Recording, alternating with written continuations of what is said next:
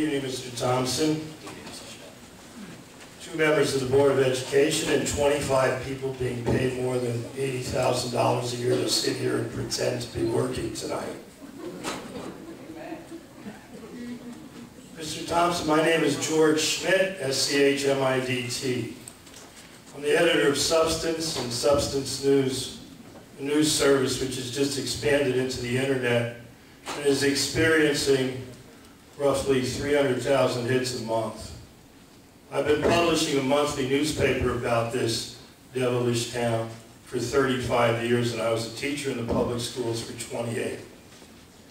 When I got here in 1967, I noticed things that I first saw when I was going to high school in Newark, New Jersey.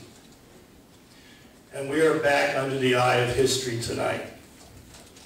What you are being asked to do tonight is to return this city to the patterns that were invented on the West Side when Martin Luther King came here in the late 1960s.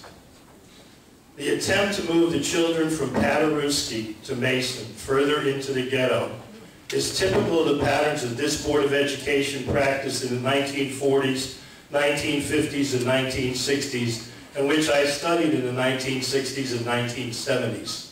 The hypocrisy that's being shown here tonight, both with the data sets presented and the manipulation of facts, is similarly the same.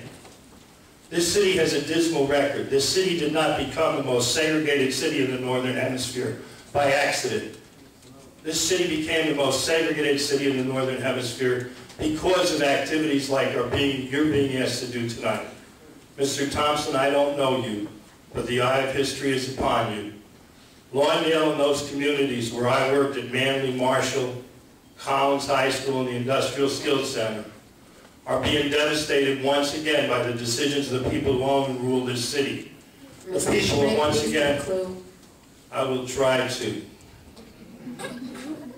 But if I could, I would tell everyone in here to spend 1 week in K-Town.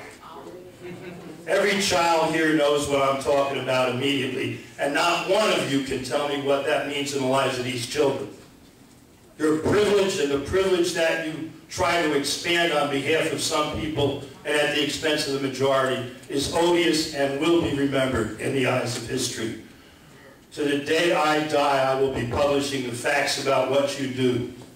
And the day during Black History Month when you stand up at anything and try to honor Martin Luther King's memory after doing what you are doing tonight, I will be there to spit in your eye, and I hope everybody here will join me.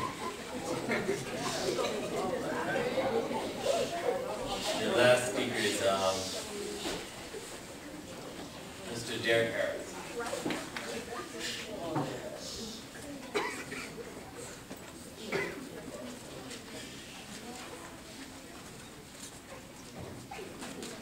Good evening, Mr. Thompson. Good evening, Mr. Harris. Derek, D-E-R-R-I-C-K, Harris, H-A-R-R-I-S. I am president and CEO of the North Lawndale Local School Council Federation. My family was one of the first African-American families to move into the North Lawndale community, buying property there in 1950. Lifetime and lifelong resident of North Lawndale, but